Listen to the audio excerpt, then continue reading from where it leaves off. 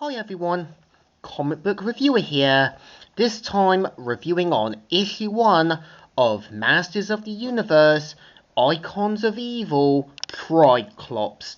Now as you know, Masters of the Universe, Icons of Evil were meant to give glimpse of characters like Trapjaw, Merman, Beastman, as well as Tri-Klops in their origins from the 2002 He-Man cartoon.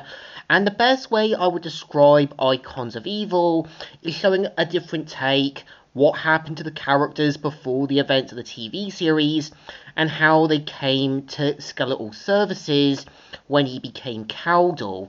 And the cover mainly has Tri-Klops looking all badass with his sword, so let's get on with the story. It starts off how a unknown guy is fleeing from a canyon-like area, saying, "Halt! You build weapons for our enemy, stranger. For that you die. No, please!" And right away, we see how Tri-Klops, before he became who he was, had a sight problem, but of course had to use his senses and skills to try and survive. And of course, turns out that he only kept himself blinded to prevent his sort of magic curse from spreading. And we see how the guy helps him as a favour.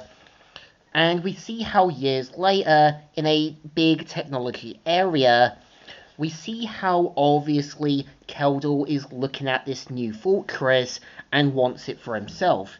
And one of the guys who works for him saying, "Why must we risk everything?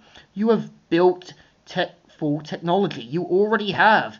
I could study this place from afar, provide you with replicas of his drones, possibly more." You grasp of all things technological is laughable at best.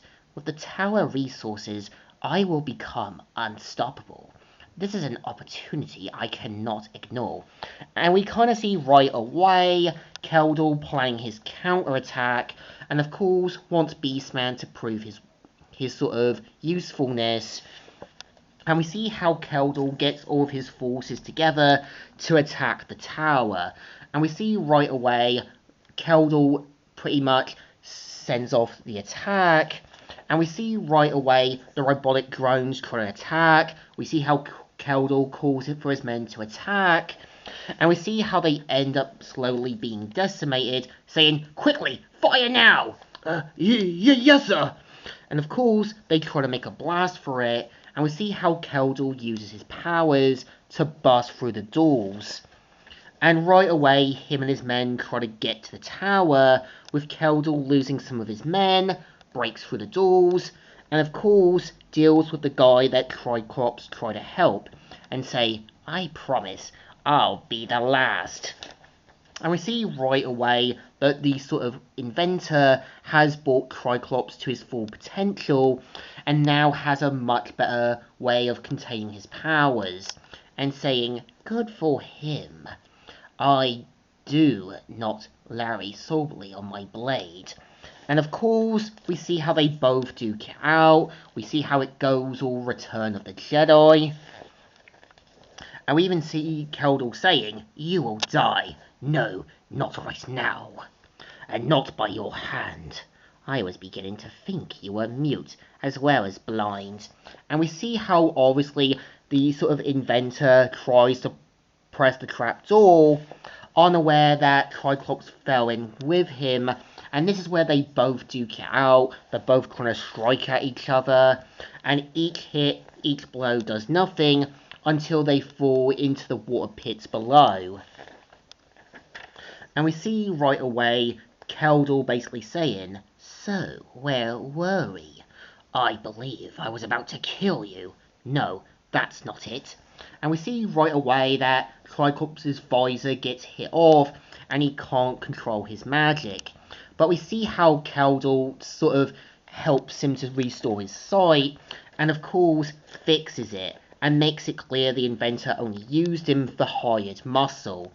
And of course, Tri-Klops believes this, and obviously helps to get them back up, where we see how they mainly get back onto the surface, and Tri-Klops basically kills the inventor, now knowing his trickery, and obviously with Tri-Klops being promised for help and so forth. And we see back at Snake Mountain, Tri-Klops has now got a new visor with much more enhancement, saying, "Better than I could have ever imagined." And we even see the guy who worked on him saying, "With that visor, you have the abilities far beyond that of a normal man. You got Era red vision, gamma vision, and all kinds of extra features, including optal energy blasts." And we kind of see right away that it turns out from Keldor, this was all part of his plan to get Tri-Klops on their side, and using some minor enhancement spells to sort of make his sight sort of back, but not completely, and ending the story here. So I think, to me, this issue of, obviously, Icons of Evil is an interesting read. It kind of shows you right away how, obviously, given the fact Keldor is a dark reflection of Randall, I do see Tri-Klops as a dark reflection of Man-at-Arms. Both are skilled inventors, they have different upbringings, and both use their gifts in a different way, and both basically rely on a sense of superiority, but how they handle it. Duncan is basically the captain of the guards with a sense of integrity as well as morals. Tri-Klops wastes his skills, talents, as well as his gifts for selfish reasons, and his inventions could have been used for good if he had just realised his mistakes.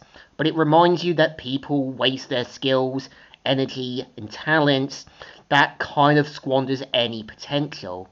Definitely a good story, definitely a fine read, but it still deserves a thumbs up. Still good, and still alright. So, Comic Reviewer here, signing out.